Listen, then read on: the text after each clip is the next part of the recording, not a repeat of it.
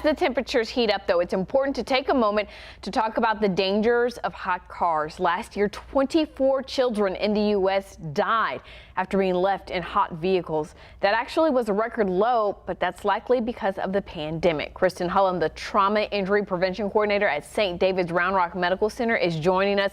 Kristen, with the availability of a vaccine and low case numbers, people are really starting to get out again, take their children out again. So do you think that we could see more of these accidents? Yeah, we're really nervous that we're going to see that number increase again. The prior year in 2019, 53 children across the United States died in a hot car. And so we are very concerned that we will see that number rise as people kind of resume their normal life. And this is a topic that's really hard to discuss. It's so horrific to talk about. And of course, parents think it will never happen to them, but it can really happen to anybody. It can also happen any time of the year. We tend to talk about it in the summertime because it happens so quickly with these hot temperatures. The internal temp of a vehicle can rise 20 degrees in just 10 minutes and 40 to 50 degrees in just less than an hour. And when you combine that with the fact that a child cannot regulate their body temperatures well, especially infants, and so their body temps rise 3 to 5 times faster than an adult, and those two things together mean this can be fatal for a child very quickly.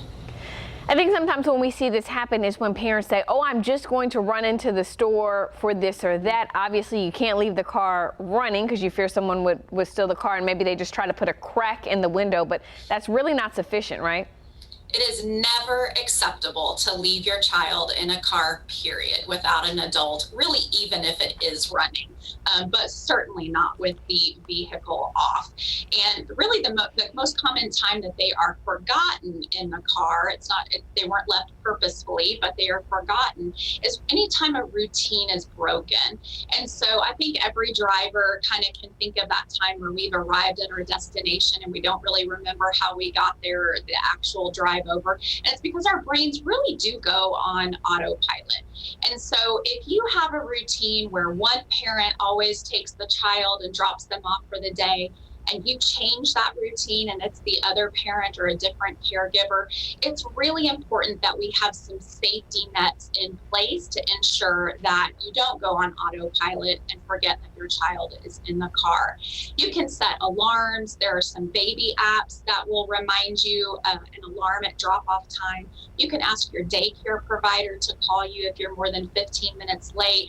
One parent can call and check on the other parent or caregiver to see how drop-off went. I like the physical reminder, a stuffed animal trick, that stuffed animal lives in the car with you. It lives in the empty car seat all the time. And when you go to buckle your child in the car, you take that stuffed animal and you move it on top of your purse or your work bag or even your lap to remind you that your child is in the car.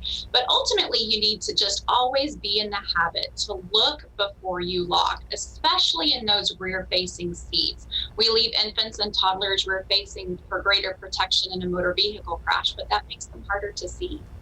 Yeah, the other good one is just put something in the back seat. Put your phone, your purse. You really don't need your phone anyway because you can't text and drive in Texas. So just put the phone in the back seat with the baby.